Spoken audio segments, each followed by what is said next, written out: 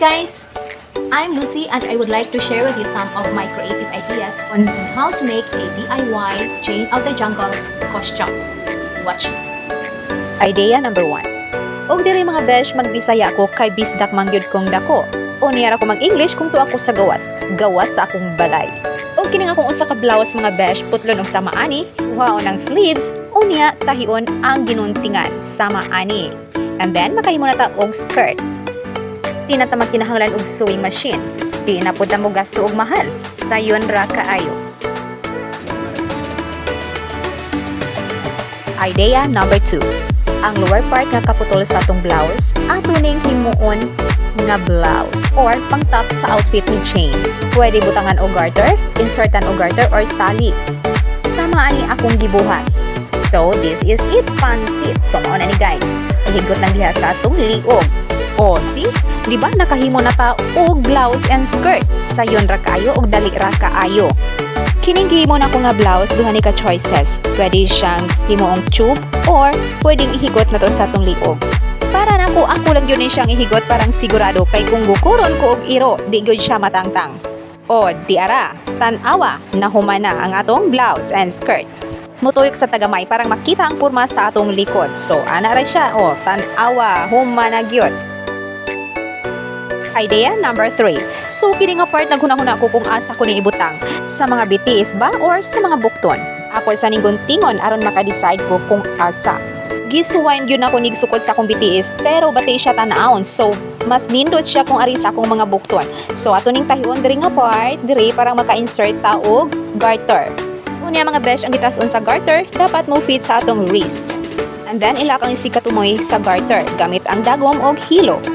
Same process ang atong buhaton sa usa ka buktunan. And then humana mao ni siya ang atong final product.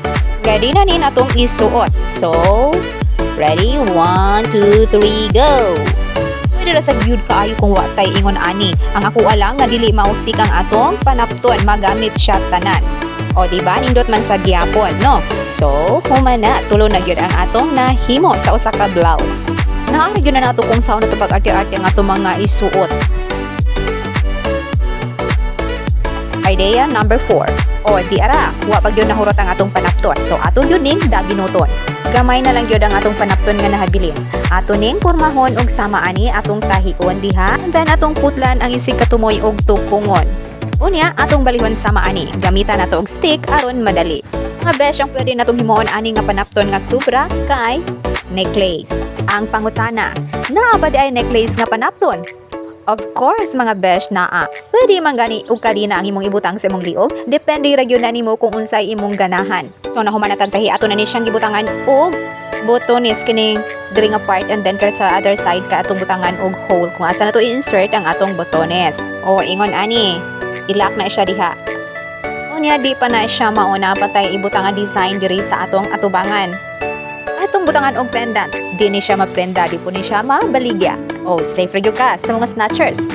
Kung sa ra gyud na ani mo diha mga besh, pwede ra ka mangita ka sa imong old mga items or old mo mga stuffs, pwede nimong gamiton. Mag-recycle ra gyud ta. So, tan-awa o, si humana gyud ang atong kwintas. So, ato na ni siyang isuot. So, tanawa ako sang gi-try nga mahimong tube ang akong blouse. Parang maklaro gyud inig suot nato sa atong necklace. Mga besh, kani akong gi-share ninyo sample-sample ra gyud ni and lingaw-lingaw ra gyud ning ako Pero I'm sure na adyo kay makuha nga mga lessons gikan niini. Di na kaganahan nga mamalit, mag-DIY na lang ka. Labi na kato mga mahilig og arts. Unya mahilig sad nga mag-recycle. Kay ngano ang recycling baya maka-help beta sa atong Mother Earth. O, see, nanatay kwintas.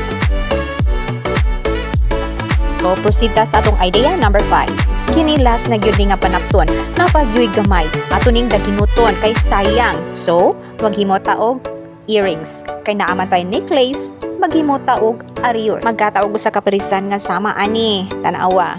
See? Ato na siyang tahion diha. I-follow lang kung unsa ang akong gihimo diri nga mga charot-charot nga mga paagi aron madali ta. Kay ngano, kini akong gipangbuhat diri nga mga DIYs, dili gyud ni mga complicated. Mga easy steps ni siya.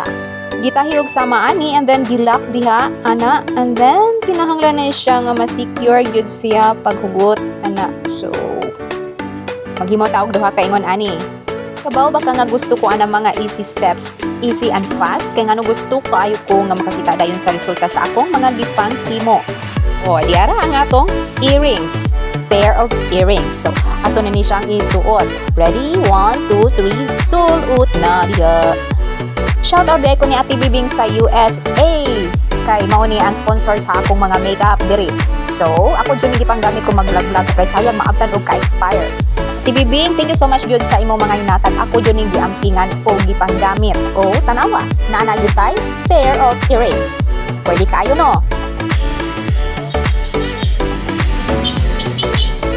Idea number 6. So, gisulit na lang yun ako na pagwapahan ako si Jane of the Jungle. Hinuan ako siya o flowers headdress. Ato lang ning triman kini mga part diri nga hait. Unya na ako nakitaan diri nga alambre. Kalambre, kini, wire, unsa ba? Basta, ingon ani.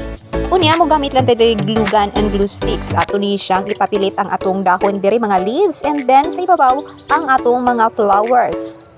I-repeat or balik-balikon lang nato ang process hangtod ni siya mahurot og taon. Unya, kung wa gani kay mga flowers nga ma-recycle diha, pwede ra kaayo ka maghimo og DIY nga paper flowers. Nauso ba yan ni sa una nga headdress, no? And then pwede kaayo ta mamaligya ani. Pero occasional rig yun, alangan man og magsuot ana sa merkado or sa asa kada adlaw, di ba? Kanang naara gyud siya mga okasyon or events sa mga bata baron or weddings. O di ara na human natang tawag sa atong mga buwak. So kining ribbon ato ning ikat og kaduha. Pwede nato ning ibutang diri sa isikatumoy. Serve siya as higot. Parang ma-adjust bitaw nato ang gidakon or gihugton nga mo fit sa atong ulo. Niaron di siya mahog. Kini pag recycle good guys, kana ari gyud na nato unsa ta ka resourceful kung unsa ang atong makita diha didto ana. Mo gawas dayon atong ideas bitaw ana unsa nato na siya pag create into something new nga anindot jud siya or magamit. Okay, diara ang atong headdress. Pwede na kayo ni natong isuot. Mga besh ka na mga costumes bitaw, pwede ra kayo ta mamalit ana online or sa mga stores. Pero para nako malingaw jud ko maghimo kung ako kay wala ko'y kapareha.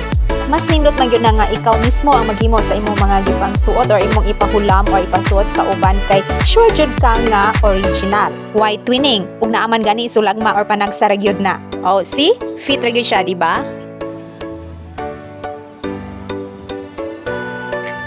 Idea number 7. Si Jane mo ato og jungle, so maghimo ta og hunting spear or sapang in Bisaya. So mag-recycle ta og cardboard. Mag-DIY na sad ta diri sa sapang or spear ni Jane. Ato ni siyang pormahon og arrow. Magbuha ta og duha ka karton and then ato ni siyang iakob.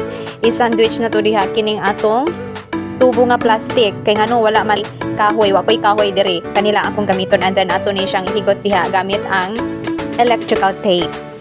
And then, atong gamiton ang pinaka-last part jud sa panapton nga gikan sa atong blouse. And then, ato nang i-akob diha atong gamitan og glue gun and glue stick. Naara gyud na ninyo guys kung unsay inyong mga ideas diha, kung unsay inyong ma-recycle as long as makahibaw mo kung saon. Diri pwede ra gyud ni nato pintalan og black. Pero wa na ko ni gamit og pintal kay gusto jud ko nga dali mahuman. Gusto na ko makakita kung unsa ang resulta sa akong gipang buhat. So, crayon sa akong gigamit.